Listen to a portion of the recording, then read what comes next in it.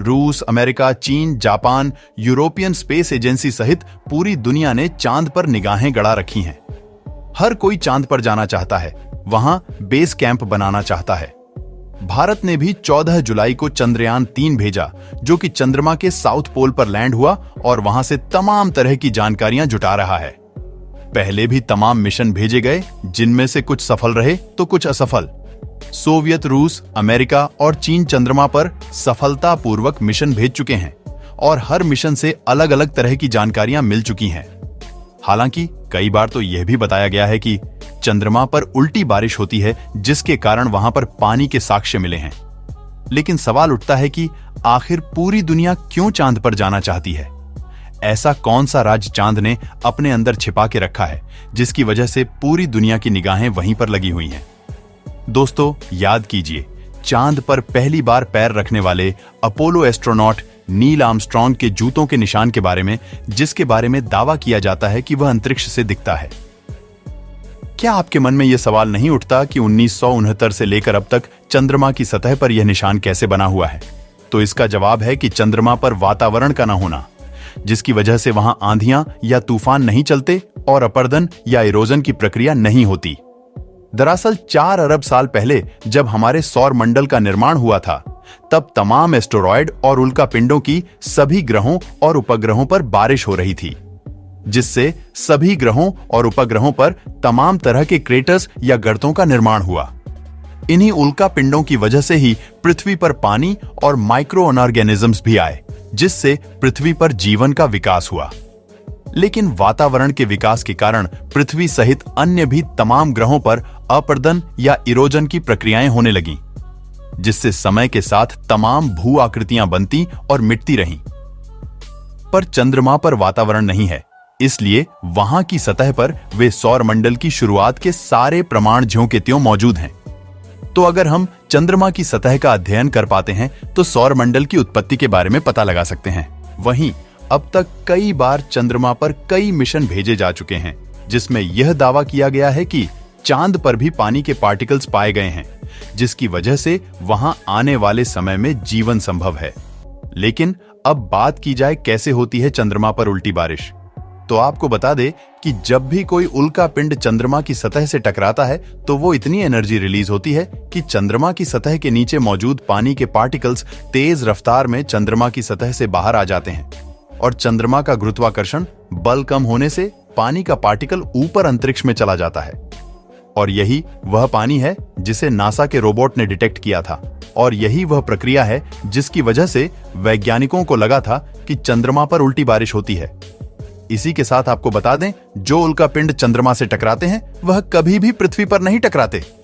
ऐसा इसीलिए क्योंकि जब भी कोई उल्कापिंड पृथ्वी की तरफ गिरता है, पृथ्वी के वातावरण के कारण वह पहले ही नष्ट हो जाता है, जिसे हम कई बार टूटा हुआ तारा भी कहते हैं।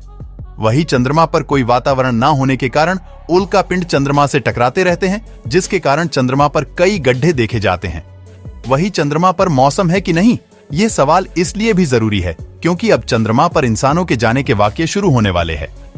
और यह कोई 5-10 बार या फिर कुछ दिनों के लिए नहीं होगा, बल्कि काम इस पर चल रहा है कि लंबे समय तक इंसान रह सकें। इसकी व्यवस्था चल रही है। ऐसे में वहां के हालात के हर पहलू की जानकारी होना जरूरी है। बता दे, चंद्रमा पर ऐसे वायुमंडल के कोई संकेत नहीं है जैसा कि पृथ्वी पर देखने को मिलता है। पृथ्वी पर वायुमंडल है और रोजाना एवं सालाना तापमान में विविधता के कारण हवा चलती है और बारिश के हालात बनते हैं, जिससे मौसम के अन्य प्रभाव पनपते हैं। लेकिन पृथ्वी की मैग्नेटिक फील्ड के कारण यहां सौर विकिरण नहीं पहुंच पाता है, इसलिए यहां अंतरिक्ष का मौसम नहीं होता है। सौर पवनों के कारण अंतरिक्ष का भी मौसम होता है, जो समय समय पर बदलता रहता है। चंद्रमा पर वायुमंडल और मैग्नेटिक फील्ड न होने कारण सौर पवने और सौर विकिरण वहां अंतरिक्ष का मौसम बना देते हैं। वास्तव में अंतरिक्ष का मौसम का मतलब ही अंतरिक्ष में सौर तंत्र की वजह से बदले हालात का होना होता है। इसमें सूर्य से आने वाले आवेशित कण, उल्कापिंडों की धाराएं आदि होते हैं। बता दे, चंद्रमा पर सौर पवने और उल्कापिंडों की सीधी पहुंच होती है, जिसका वहां की सतह पर पूरा असर देखने को मिलता है। ये लगातार चंद्रमा की मिट्टी में बदलाव लाते रहते हैं। इसी की वजह से चंद्रमा की मिट्टी से गैसें भी निकल सकती है। और उससे एक बहुत ही महीन और पतला वायुमंडल भी बनता होगा जो पृथ्वी के बाह्यमंडल की तरह होगा। लेकिन चंद्रमा के मौसम के बारे में जानना हमारे लिए पहले से ज्यादा जरूरी हो गया है।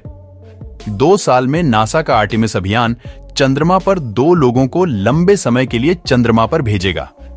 वहां नासा एक बेस बनाने की योजना पर काम कर रहा है और इस मामले में दूसरे देश या स्पेस एजेंसियां भी काम कर रही हैं। यानी देर सबेर हमें अंतरिक्ष प्रतिस्पर्धा के साथ चंद्र प्रतिस्पर्धा भी देखने को मिलेगी।